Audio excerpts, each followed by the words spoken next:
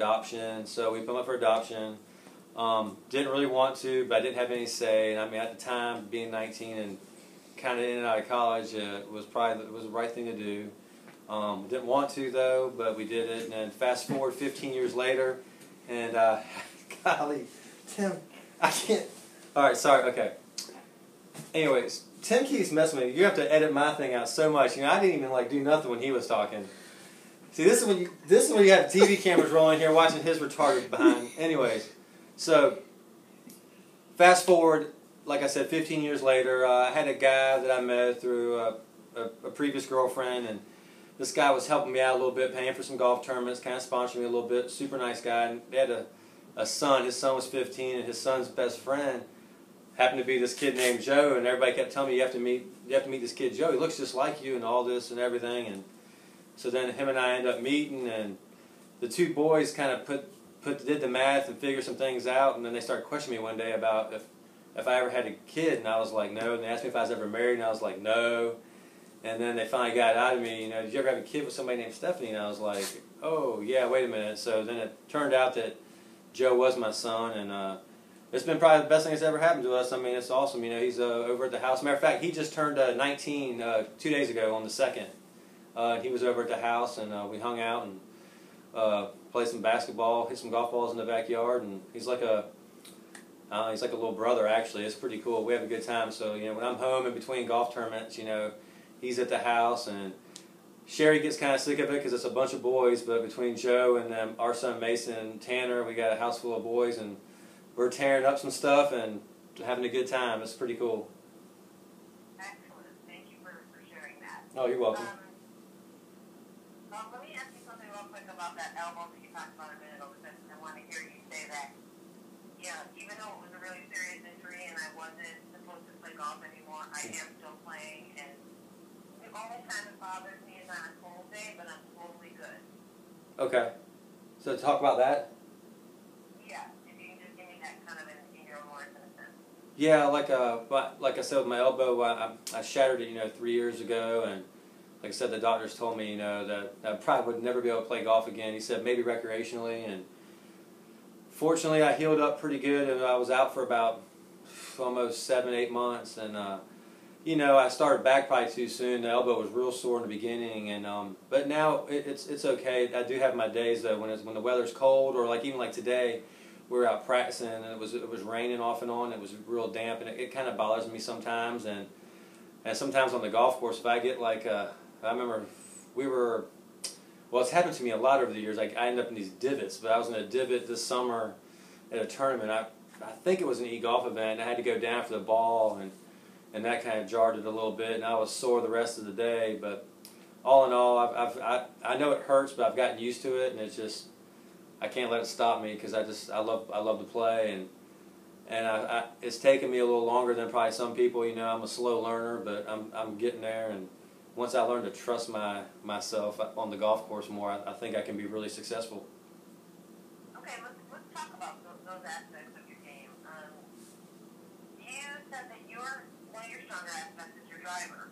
So, tell me that incidentally. Yeah. The strongest part of my game is my driver, and I feel the weaker point of my game is probably my putting. Yep, definitely, yeah. Okay, yeah, definitely. Definitely the strongest part of my game is my driver. Anybody who plays with me will say that. You know, my nickname back home is Iron Byron. At least with my driver, I don't miss a whole lot of fairways.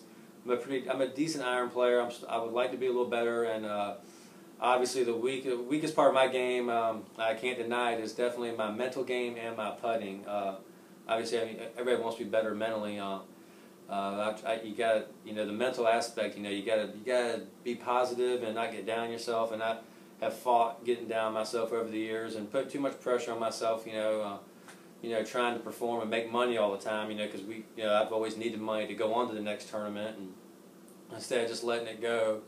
And I think that's probably what happens with my putting. I think sometimes I just, you know, because I do hit a lot of greens, and you know, and I'll just try way too hard to make putts sometimes because I feel like I have to make them all the time, and that kind of gets me in trouble sometimes. But I'm working on it. Do you think that sports psychologist would help you out with that access for it, and give me that in a sentence? You know, I really think a sports psychologist would help me kind of keep my head straight in that regard. Yes, man. Okay, hold on a second. I gotta laugh for a second. Golly. Okay, yeah. A sports psychologist, I think, would definitely help my game.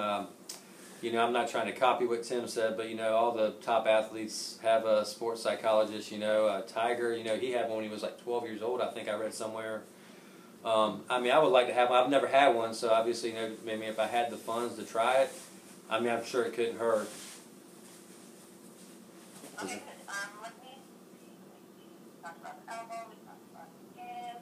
How about sponsors for you right now? Are you sponsor free at this point? Ye- Or, you know, still Yeah, chipping away at Yeah, right now currently right now I'm just, you know, funding myself. I have my buddy Tony who helps out sometimes, you know, with the travel expenses and stuff. You know, it's been a big help. You know, but fortunately I didn't play as good as Tim did in 2012, but fortunately I played good enough throughout most of the year where I was able to make money and keep going, and finished off this end of this last year pretty good. Had a couple of pretty solid tournaments and made a couple of decent checks where I keep going into this year, and you know, hopefully, you know, we're down here in Florida this week, you know, playing some small stuff, you know, and you know, you're not going to make a lot of money in these, but you know, if you just make a little bit, just keep building it up and building it up, and I think the way my game is starting to progress, that I could do that. And, if I ever, you know, if I get a sponsor, that'd be great too. I would love to have a sponsor, but you know, it's all good. We make what we got. That didn't make any sense. I mean, I do best with what I get. I mumbled again that time. All right, sorry. No, you're good. You're good. Let me ask you something about Tim. Yes, ma'am. As a golfer, just so I can get a little bit of this. What have you learned from him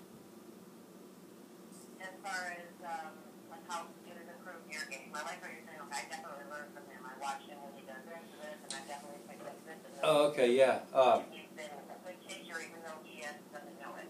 Oh yeah, definitely. Over the years, I've learned lots of things from Tim. He's for starters, my short game. He has helped me with my short game a lot. Matter of fact, when we went to Morocco last year, my short game wasn't the greatest, and we got over there in a lot of firm conditions, and I've never been one to hit a lot of bump and runs and hit the ball low. I've always been, you know, when I first started playing golf, you know, I had a 60-degree wedge, and I'm going to chip with it everywhere, and Tim taught me how to get the ball on the ground more and chip with my 7, 8, 9 iron, stuff like that, and when to hit the right shot and when to play to the safe side, and just the mental aspect, you know, trying to trust myself more and believe in myself. You know, I mean, if I believe in myself as much as he did and some of my other friends believe in me, I probably would be very successful, maybe as successful as Tim has. But I definitely have learned the short game has been phenomenal. What he's helped me with, and just the everyday things. You know, he helps me with my alignment and just everything, really. I mean, I know it's kind of a broad answer, but definitely the short game and definitely the mental game, the drive. Just watching his determination on the golf course when you play with him, you know, because there's been so many times where him and I would be playing, and I would be up on him early and get up on him and start kicking his ass, and then next thing you know, he tracks me down a lot of times. I mean, I've had his number a lot too, but the drive, just the determination, you know, he can shake off a bad hole, a bad shot, you know, and that's why I've learned caddying for him. He does get down stuff sometimes, but he definitely can shake it off, you know. He's the way he can bounce back, you know, and the consistency, you know, and the scoring, you know. My scores don't fluctuate a whole lot either, you know. My scores don't get real high. They haven't gotten as low as I'd like this year. You know, I did have a few low rounds, but you know, I'm always kind of right around there, and that's all stuff I've learned from Tim. And tell me about how you did in 2012. You were obviously e-golf the Morocco thing. What else have you Yeah. done, Okay. and where are you heading into 2013? Okay, yeah. In 2012, you know, we got the phone call to go to Morocco and hadn't done anything up until that point. You know, I was caddying part-time at a golf course and working part-time at Evan Watts giving lessons, and then we went to Morocco and we played 8 events over there, and I played real solid. I made 7 out of 8 cuts. I made more cuts than everybody while we were over there. Tim won more, but I made more cuts while we were there. That was we joked about that a lot, and I had a few top 10s, and then came back, played the e-golf tour. I think I played 5 events out there, and I made 4 out of 5 cuts out there. In the last 2 events, I played pretty solid. And then we played just some smaller 2- and 3-day events here and there, all over the place. And I made checks in most all the tournaments we played in. You know, I won a tournament on this tour called the IGTA Tour. It was a 2-day event, but I played real solid in that. And Tim and I played some other stuff, and I made checks in most all the tournaments I played in. So heading into 2013, I'm not trying to put expectations on myself, but I feel like it's, you know, I really feel like my game's progressing where I should be able to win. You know, I would like to win. You know, I've won some 2 days and some 3 days. I've never won a 4-day event. I'm not trying to think I should go out there and win all the time or try to win, but if I can just keep improving and hitting good quality golf shots and then letting the numbers fall where they fall, and hopefully everything will take care of itself, and, you know, we'll be successful in 2013 wherever I'm playing. Very good, very good. And then I know that you have a young son and a young stepson. There's obviously sacrifices being made on your end. Can you do me that in a sentence? Like, what makes it hard for you, but what makes you still be determined to pursue the career? Well, I'd say what makes it hard being home from being gone from home. Well, last year when we went to Morocco, we were gone for, you know, quite a few weeks there, and it was tough, you know, being away from my girlfriend and be away from my family, and then our son was so young. I missed him and everything, and it was tough. But now when you leave, because he's walking, he's got so much personality, and we're so close now. I mean, he's like a mini me. You know, he does everything I do, and it's just like so fun being at home. And so now when you leave, it's really tough. Like when we left this morning, you know, he wanted to go with Daddy so bad. You know, he had his golf club in his hand because that's all he does now. He can walk, and he has a golf club in his hand all the time in the house. It's pretty cool. But I guess one of the things that keeps me going is just, you know, my love for the game and my desire to, you know, to be the best I can be, and that my family supports me, and, you know, my son Joe, you know, he's one of my biggest fans, and my brother, and my parents, and Sherry, you know, and just to, you know, to do well and make them proud, you know. I don't know. I mean, of course, I want to make a lot of money, but it's really not even about the money. Just to do well and play well and have everybody, you know, be proud of you, you know, because I've sacrificed a lot and put a lot of hard work in, and just to make everybody proud. It's just really cool, you know, when, you know, even when you play bad, you know that they don't care how you play, honestly, but when you play good, they're really excited. They're just as excited for you as you are for yourself, you know, and it's a pretty cool feeling. Good, good. All right, tell me, what else do you want to tell me about yourself? I got a lot of good stuff from both of you guys. I mean, that's about it, you know. I mean, I can beat Tim on the basketball court more times than he can beat me. If that has anything to do with it, no, I'm just kidding.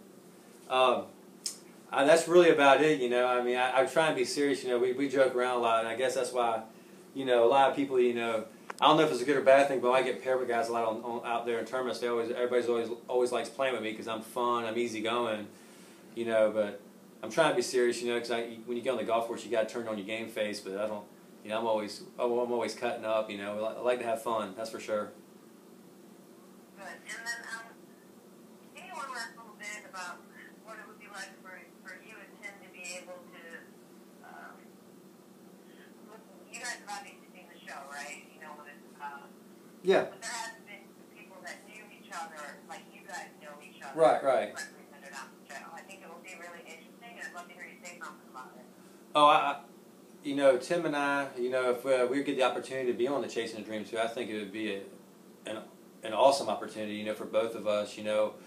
Like I said, you know, just for not being selfish, but neither one of us have any sponsors, you know, that might help. But just as far as the TV ratings go, I don't know. I think, you know, that America would get a good kick out of us. Everybody back home, I've kind of mentioned to a few people that we might have the opportunity, and everybody's like, Tim and I on TV would be some funny stuff, you know, and it would be serious, and it would be a lot of good golf too. It would be a lot of good golf, but it'd be pretty damn entertaining. I know that, just because that's just the way we are. That's who we are, you know. We have a good time, and we're like brothers, and, you know, and just the opportunity to be on TV, you know, just to help our careers, really. I mean, that's why we want to do this. I mean, I'm hoping this would help our careers, you know.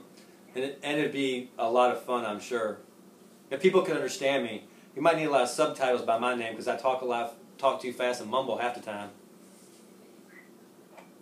But I'm sure you can make it work. Perfect. All right, let's sign off with you, Tommy. Just with a smile and a wave, just give me a Tommy Schaff.